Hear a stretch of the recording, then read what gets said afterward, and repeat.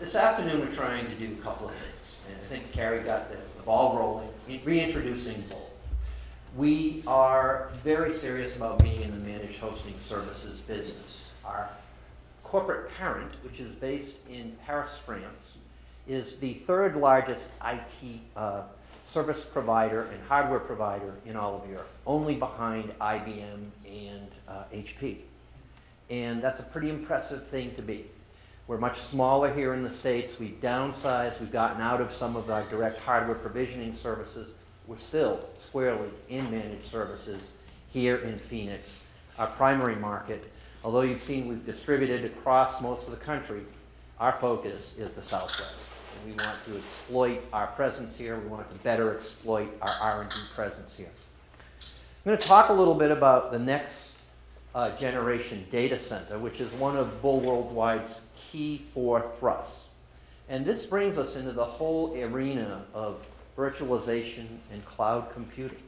Where is your data center going to be? Do you want to maintain a data center? Do you need to maintain a data center? And what the heck is outsourcing versus the cloud versus managed hosting?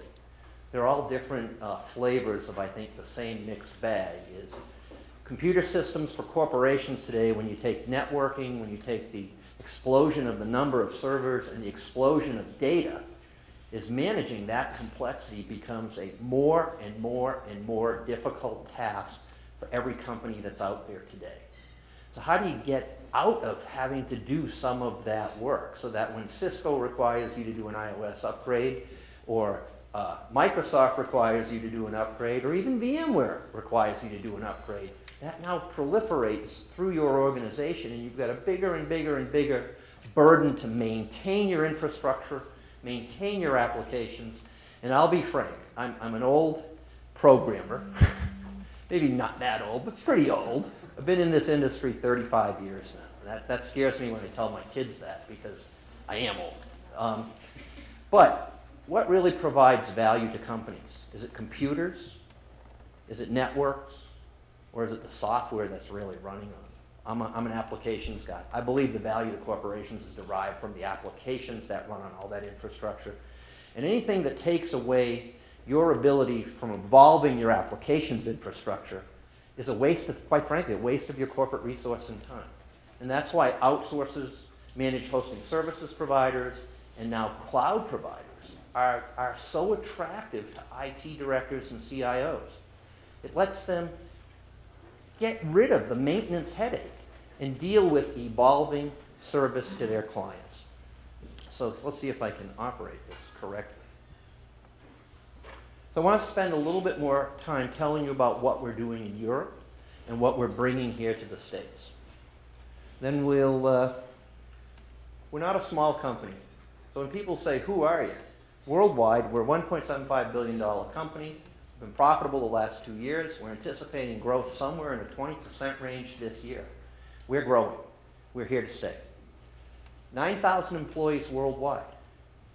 Not a small company by any means. Here in the States, 250 people. That's still a pretty good footprint. The bulk of those here in the Southwest. That's why we're focusing on the Southwest. It takes people to provide IT services, to provide evolutionary products. Our mission worldwide. We have a new worldwide president who is transforming Bull. He started 14 months ago. He effectively came in with a security company. They bought 40% of us, and they're now redefining the 4 primary objectives that he wants this company to pursue. I'll speak a little bit about that in a few moments. We are an IT company that can provide it all. We sell traditional hardware, we sell open systems platforms, we resell storage, we also sell the expertise to put it all together, run it in your site or run it in our site. So we think we're a full solution provider, and we're not just looking for Fortune 100, Fortune 1000. Our market space is SMBs in the Southwest.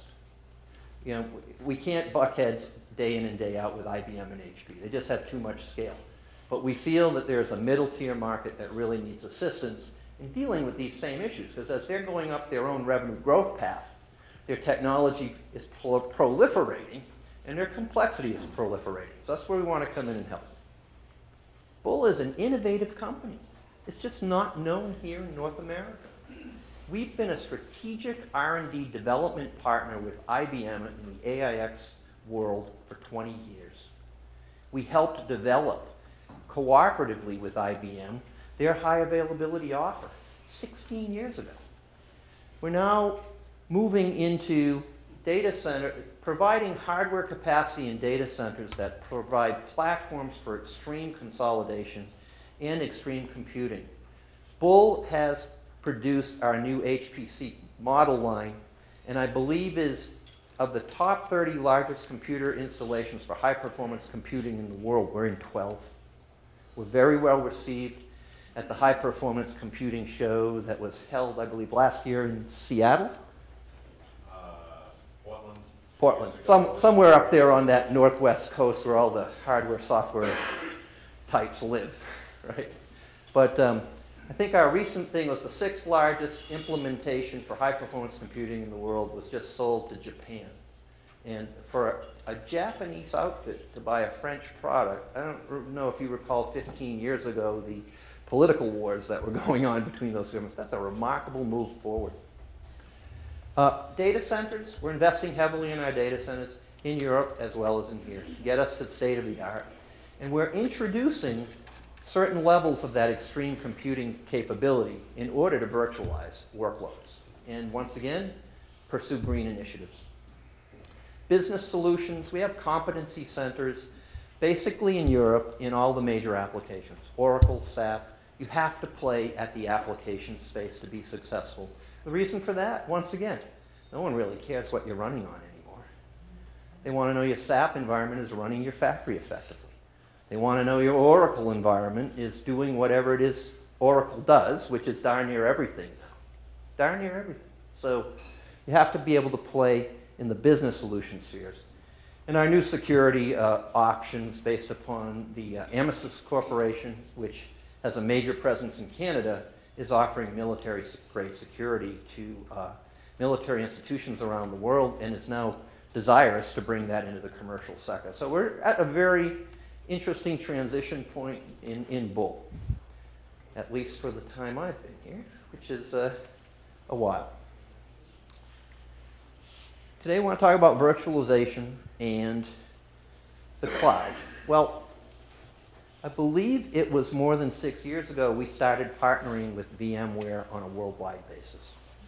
We believe they offer the most mature product on the market to help you virtualize your data centers. And it's really a data center operating system, how to more effectively manage your processing capacity. And we're going to ask Jared, who will speak after me, to come in and talk a little bit about why is that so against the competition. As we're bringing virtual offer capabilities to our prospects today, we're asked all the time, why not Microsoft? Why not Citrix? Why not Zen? We believe the offer maturity from VMware is there. And we recognized that 6 years ago as they were coming up their evolutionary curve. We also have an OEM agreement worldwide where we resell their product. We are doing joint R&D at the platform level, where we are integrating native VM processors into our high-performance computing to really come back full circle to 30 years ago, which is what we're now calling mainframe in a box, and it's an x86 box. It's called the Bullion platform. It's been very well received in Europe. We're just starting to introduce it here, and the first introduction of that technology will be in our virtualization offer in our data center. We have dedicated virtualization practices in 15 countries with 70 certified professionals worldwide, and that number is growing in leaps and bounds. Some of the other offerings we talked about is Storeway and services. Bull has partnered with what we believe to be most of the strategic best offers of class. Our backup capability, our disaster recovery capability is based on the Commvault product suite, which is remarketed as the Bull Calypso product.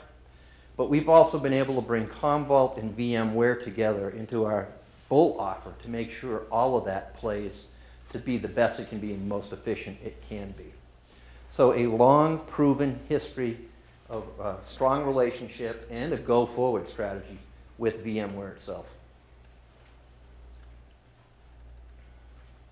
What is the cloud? Who can give me one description on what the cloud is? Anybody want to try? It's a lot of different things. And there's really, I think the first thing we have to recognize, it's transforming IT in organizations. It's perceived to be a huge threat to in-house IT groups. All of a sudden, their job is going to the net. It's a threat. So if you're here representing IT, my intent isn't to threaten you. My intent is to help you develop a strategy that says maybe virtualization in your own shop is an important thing for you to do, not just for all of the efficiencies, the cost savings, the green initiatives, all the stuff we read in network world every day, but it will provide you a platform to better interoperate with other cloud offerings out there on the net and really start to see some of the benefits that you can bring to your company with private and public cloud cooperation. And that's a huge step for most companies to get to that first private cloud structure. And that's where we want to be playing. We're not in business to be a public cloud operator. We're in the business to get you virtualized. And if you choose to run that at our data center, we'd love to run it for you. But helping you get there is one of our goals. It's really three flavors that are coming up in the industry. It's just more of the same old stuff. Software as a service, not a new term. Been around 10 years. I would contest that software as a service is mainframe central login services from 30 years ago. You own nothing. You don't own software. You don't own hardware. You log into a remote service to do some productive work.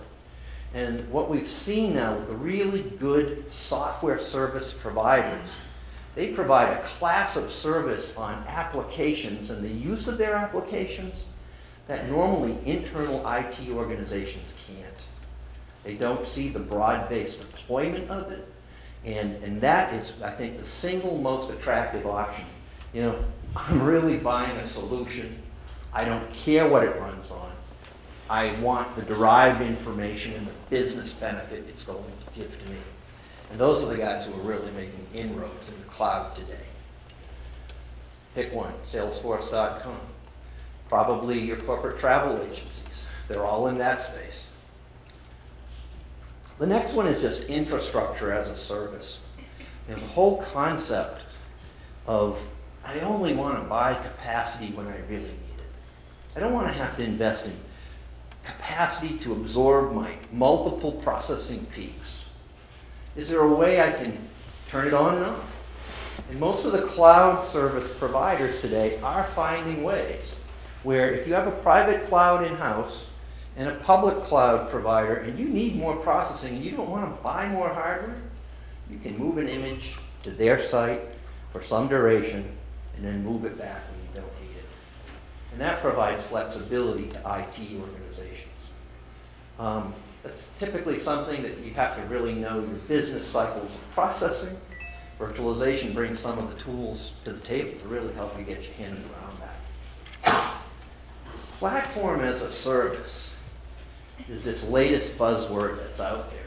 And it takes a full leap of faith for an IT organization or a CIO to go down this path. He or she, has to make a conscious decision that I want to be in the data center business, I want to disperse my data and my process wherever it be, and I want to write applications to work on that natively. Well, once again, do you pick Amazon's version? Do you pick Google's version? Do you pick some other evolving standards for distributed application development to do it on? I would contest that the really good software as a service providers are there. They want to be absolutely platform neutral and be able to move their workload wherever they want. It'll be an interesting thing to see if they can. I mean, we've all heard of what happened with Amazon services, I believe it was last week. Took down some very major services for nearly a day, which is not what the cloud is supposed to offer you.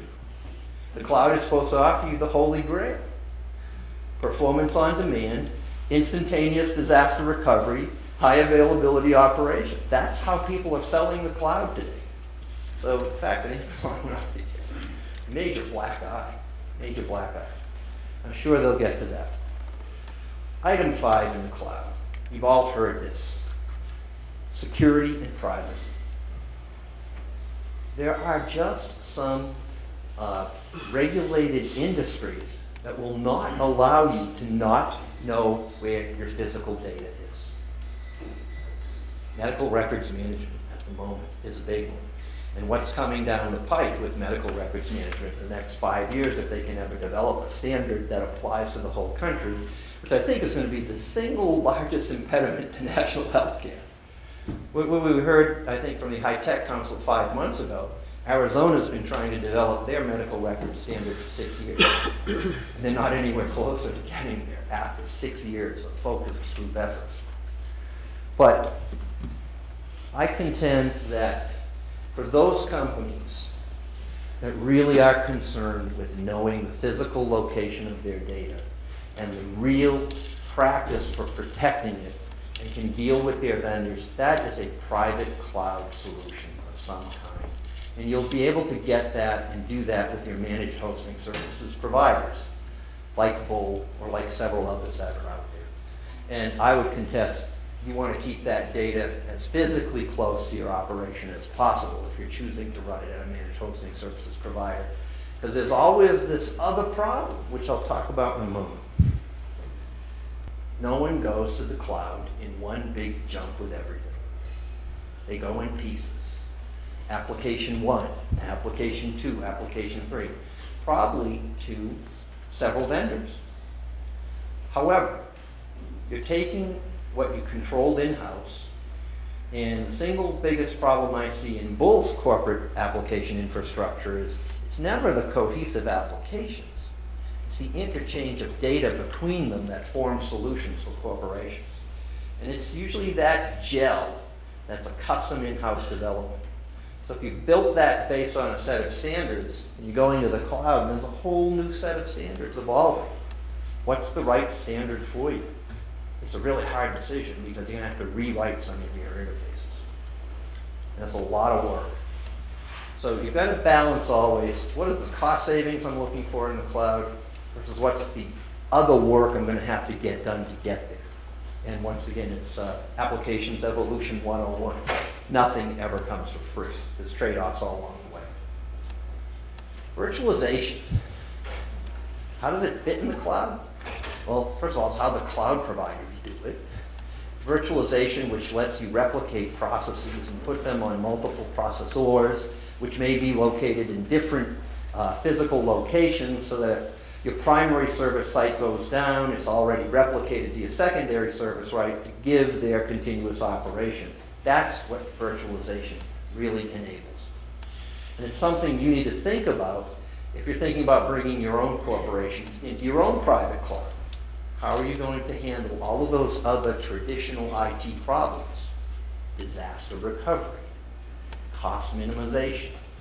You know, we look at our traditional customers who are doing disaster recovery services for, and there's always, I call it the magic trade-off. Perfect world is you don't need disaster recovery. Every item in your application infrastructure is fully redundant, and you're doing automated data replication between sites, and you have some kind of service broker at the application tier where if site A is down, site B takes over. And there are big companies out there who've done that, but it's 2x the cost of everything. And it's usually not a feasible solution to a smaller corporation. The capital outlay, the software licensing outlay, the support outlay, and the network bandwidth outlay is just usually cost prohibitive. So virtualization takes some of that back into a central site and provides redundancies within a box. And then you harden the box, you start getting some of that benefits. And I think one of the real benefits of virtualization is the improvements in high availability and disaster recovery. And then you make that at a lower level with data replication through SAN services, which have nothing to do with virtualization. SANs have been around for 15 years, 20 years. Nothing new. It's the incremental services that companies like NetApps and EMC are providing now for the elimination of redundant data and storage savings, but also for automated replication. It isn't even being done at the application tier. Pretty remarkable evolution. As you walk down to managed hosting or cloud computing or outsourcing, whatever you want to call it, you're more and more and more dependent on your network hookups. And I'm sorry, network links do go down. I think Quest had a major outage in the Northwest last week. Private local loop providers sometimes go down. People hit poles. Backhoes dig up fiber. If you're going to contemplate moving to the cloud, you better contemplate hardened, better, redundant networking services. Okay? Those are all the things your IT organization used to be able to control for you in the private world. Go into the public world, that problem doesn't go away.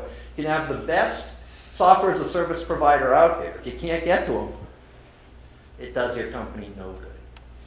And many of the software as a service providers don't pony up and handle your networking needs.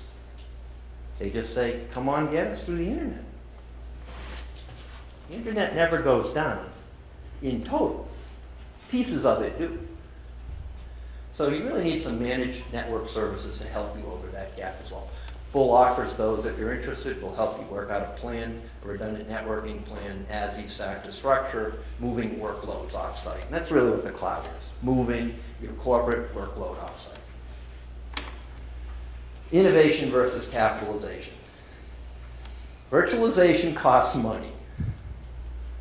It doesn't come for free. Somewhere you're going to have to pay software providers for the capability. Whether it's VMware, or whether it's Microsoft, or whether it's Citrix. It doesn't come for free. I mean, your ROI is going to have to be calculated on, do you have the appropriate infrastructure to virtualize, hardware and software, and then how do you fund that? If you're going to the cloud, there's no funding of that. But we talk about this innovation rate of the cloud is getting pretty fast. The application vendors and some of the better cloud providers today are changing their service offerings every 3 months or less. You have to think about what's the rate of change your individual organizations can absorb. I know as a CIO for a company, it's a huge issue. Every time we want to make a change, it's usually not the cost of the technology change that's the problem. The process management change and getting it there, and the business change and getting it there, and the training costs for the users to get there is usually more prohibitive than the hardware and software. So looking at that macro picture, you need a partner to help you wade through that who's been there. Both can be that partner. The last part, redundancy and getting locked in. If you're going to the cloud, be very, very, very cautious in the SLA offered about what your rights to your data is at the end of your contract and how you're going to get it back. It's a completely different problem when you're a half gigabyte data structure coming from Salesforce.com because you're a small company. It's a huge problem when you're a 56 terabyte customer at a state, county, or local government level. It really isn't a big issue, and I'll talk a little bit more about that. So something here just to get your creative juices flowing. If you're interested in cloud computing, make sure you're thinking about these things. Virtualization for private clouds in your own organization, give a lot of thought to the 2 dimensions. So there's investments required. Hardware and software for the virtualization platform, because ultimately you got to run it somewhere while you're moving it to the new environment. And that's the infamous 2x cost paradigm for you CIOs out there. For some period of time, you got to support both costs. The second and more sneaky one that I would caution you to look at is what are your software licensing rights in the virtual world, particularly from your key providers. As I said, it's usually the application and RDBMS vendors that are the most critical elements in your application infrastructure. What do they say? From going to the physical licensing model to the virtual licensing model. Pay close attention. Right now, it's my understanding that Oracle is aggressively attacking this because virtualization has reduced their license revenues in certain areas. So they're getting ready to redefine their model. Public cloud, private cloud, hybrid cloud. Bull's latest technology or term is your cloud. And I think we share that with VM. You'll see that in Jared's presentation as well. Companies are going to be in some sort of mix. My suggestion is start with a private cloud. Get the benefits of consolidation and improved management, whether it's at your own site or at our site, and then start thinking about how do I better interoperate my cloud with other elements out there on the public side. I don't think any CIO in his right mind is going to say, next December, we're going to be out of the data center business. I don't see that happening. The risk is just too high. Staff knowledge and expertise. Those of you who are managing infrastructure today know the pain and the cost of getting a network engineer Cisco certified, or the pain and the cost of getting a systems administrator Microsoft certified. Well, you're going to go in the virtual world, you got a new certification problem to worry about. So how do you take advantage of prior expertise to get you there without having to define your own engineering resources so that you can operate it yourself? And that's where some of your managed hosting services providers come into play. That's where all the certified VMware consulting services can help get you there more quickly. Drivers, and I think a critical mass for virtualization consideration. Yeah. Hard to justify if you're not already at a hardware refresh point. Whether it's a mainframe in a box or a blade server, there has to be a need to upgrade infrastructure. If you're going to run it yourself, that can be a huge impediment to smaller corporations, because we've looked at 4 or 5 corporations now. The normal hardware software outlay for a significant, what we'll call a mainframe in a box, you're well into 6 figures. It's not 4 figures, 58, 25. It's well into 6 figures to do that. So you better have a consolidation problem or a flexibility problem that can justify that kind of cash outlay. And whether you're Bull, or whether you're HP, or whether you're Dell, or whether you're IBM, we'll always gladly sell you more on it. That's what we do. We love to do it. How many, and I don't know who's in IT and who's not, but how many organizations here are running their internal infrastructure on more than 5 servers? Okay. How many more than 15? How many more than 50? There's requisite economies of scale in consolidation, in virtualization. And I'll talk a little bit about the different dimensions based on the type of businesses. But once again, due to the capital outlay and the software outlay, there's been a lot of talk now about virtualization on a single box. And there are certainly benefits to be had if you have a large x86 platform today in place. It's being 20% utilized on the average. We all know how our hardware vendors like to calculate our processing needs for our peaks, but our peaks only occur once a month. So the other 29 days per month, we're operating at 6% CPU utilization. And the reason I ask for the number of platforms, based upon the number of platforms, your management complexity grows in order of magnitude. How do I keep them upgraded? How do I put the patches in place? All of that becomes greatly simplified in a virtual environment. This third one, that's why I asked who here was in IT. How many business people here are unhappy with their IT organization's responsiveness? Yeah. Chris, you're not allowed to raise your hand. And availability. I know every time I go to my CEO asking for more money on hardware, it's a hard sell. Show me that we're 100% utilizing the factories we have in place. And you go do a virtualization study, and quite often, over a 30-day period, you're lucky if you're hitting 20%. Those of you who are achieving 50 to 80% capacity utilization without any virtualization, I'd say you're running a damn good shop. You're really watching what you do. And then the third question is, do you need to improve your backup, DR, recovery, your HA capabilities. These are questions you need to ask yourself. What's the cost of being on? I had a CEO of a major $30 million company tell me once, I don't need DR. I can be without my systems for a month and still conduct my business. Shocking attitude.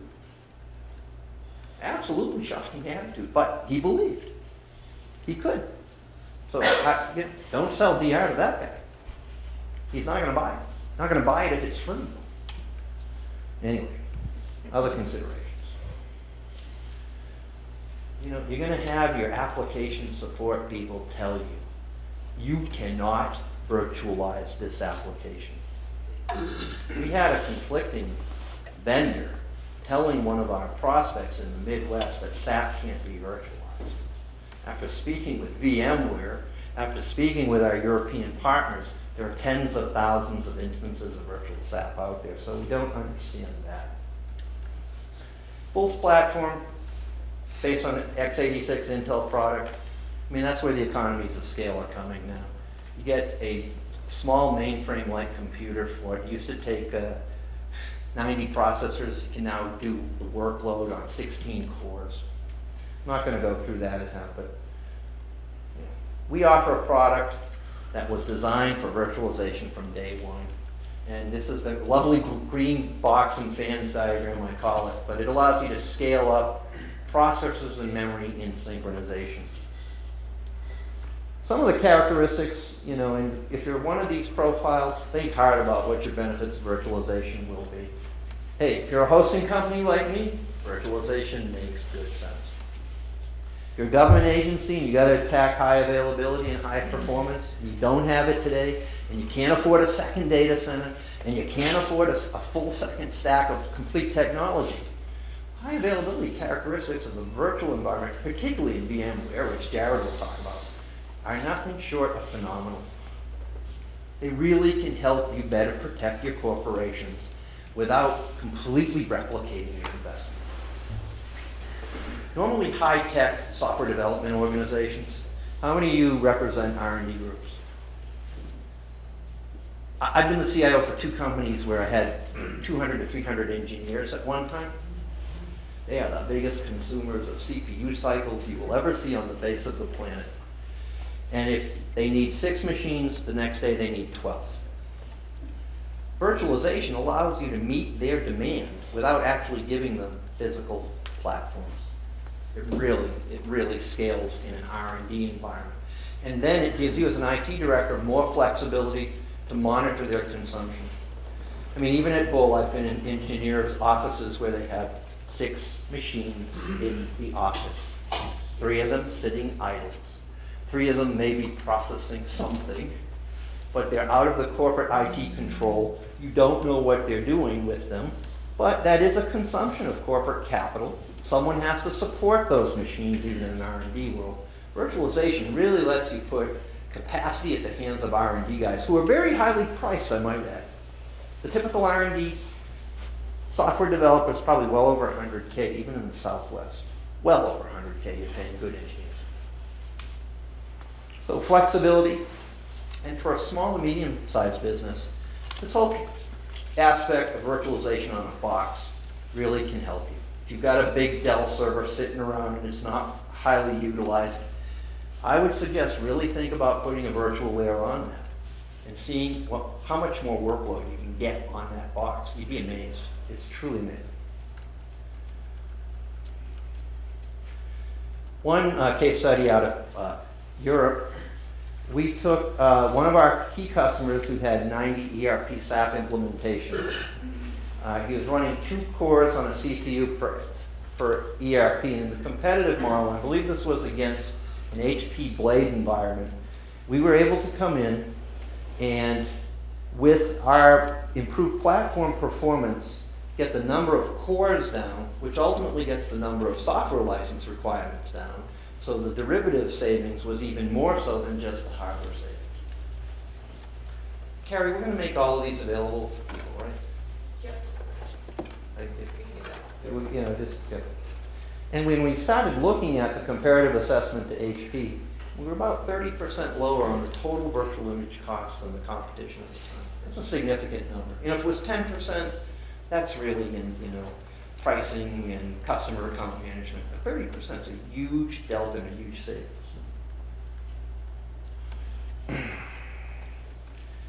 By following the structure, what we call building up with something like the Boolean platform rather than building out, more blade servers, or just more servers, you really start to see that I/O is better utilized. You have composite, much less network interconnections. And who's a network engineer here? Oh boy. You fight with the host platform guys on a regular basis on where problems are? No, I just like to think we're always right. There you go. I mean, every IT shop I've been in, you've got your network guys, you've got your platform guys, you've got your operation guys. We eliminate a big portion of the network in the scale-up processors versus the competition, and that's really the single unique characteristic. We also have some deduplication software that we co-developed, I believe it was with IBM, for deduplicating replicated things in core memory. So that just makes more effective use of memory. This came from my European brethren, but I think it's oversimplified, but it makes the point. If you're using a very narrow machine and you're adding workload to it, it fills up very fast. We've all played Tetris. If you're over 30, you played Tetris. Anybody under 30? Charlie, you're 2x30. Kind of. But I mean, we've all played Tetris. The problem isn't when are my peaks coming, it's how do I get my peaks to better fit in the wasted areas. If you use a bigger, broader platform, and Boolean is a broader platform, as the workload comes in, the wasted spots just are much less. The impact is much less. Whoop. And normally we can get a Boolean somewhere in the vicinity of 75% utilized in the CPU process. Pretty remarkable number given where the rest of the industry is. So we get a higher level fill rate. The other thing is when you have a broader machine to apply, as you add workload on and the peaks start coming, you have less potential impact. Those peaks are going to override each other.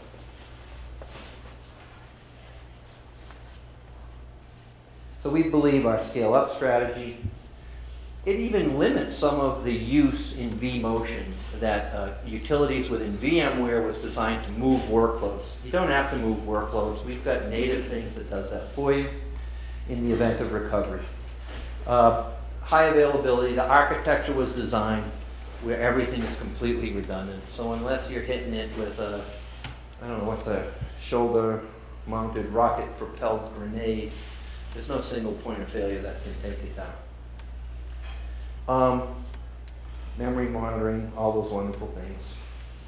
What we found in working with VMware, there is a limitation to what adding more memory into a processor does. I mean, we all look at our PC. So my PC will run better with 8 gigs, and someone wants 16.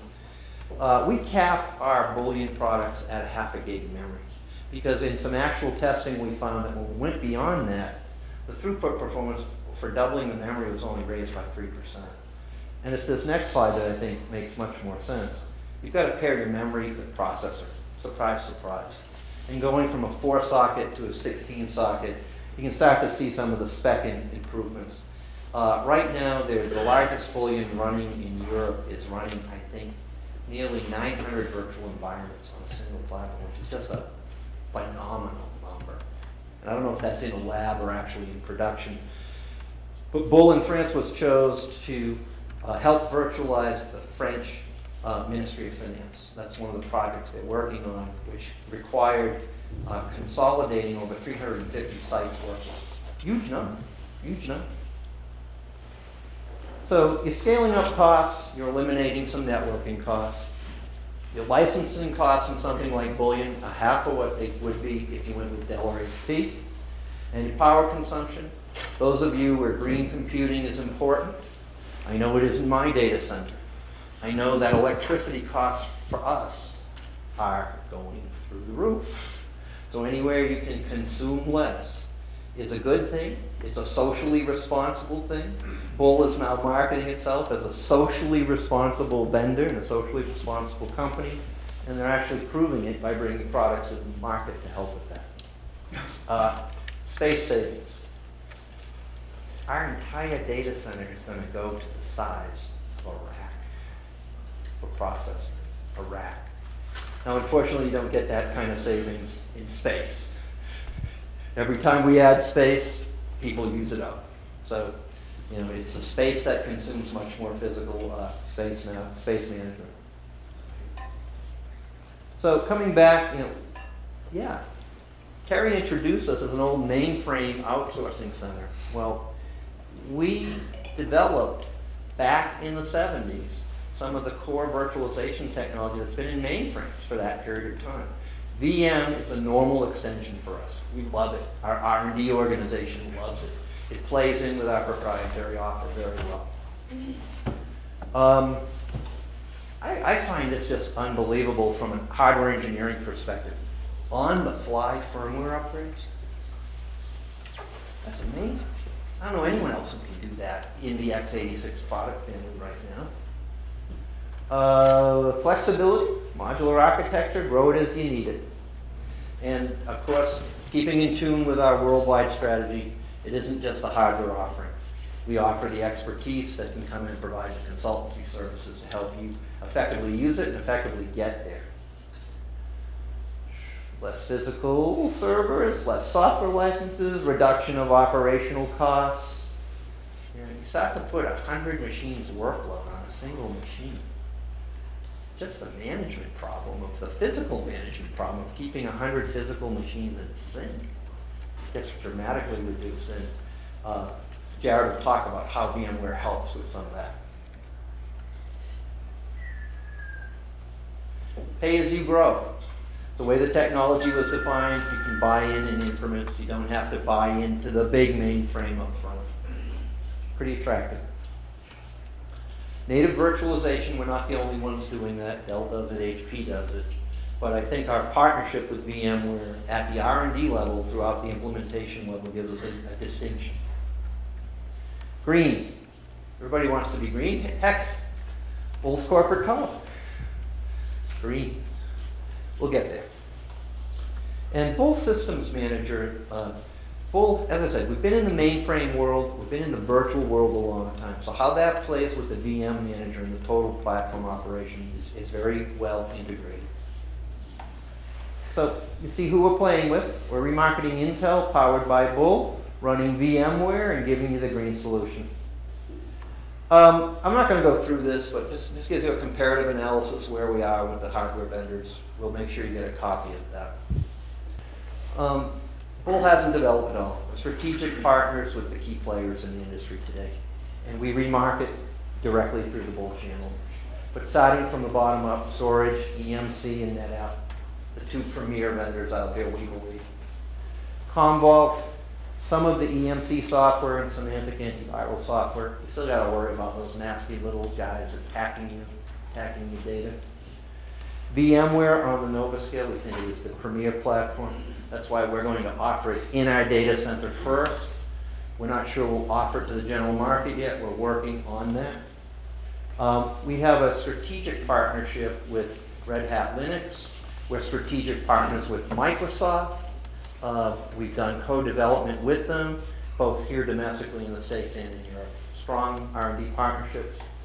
And business critical applications, our competency centers in Europe at the moment for SAP and Oracle are world class. So we think we can bring all of the stack to you that you need if you're so there. The other thing we do is we have a worldwide engineering process. So we have to follow that even here in the States. Where we come in and we help you assess, design, propose, IT evolution 101. It's a pretty effective process, and you're dealing with an organization that basically has 4,500 systems integrators across the world. So we've done some very large-scale work, domestically and internationally.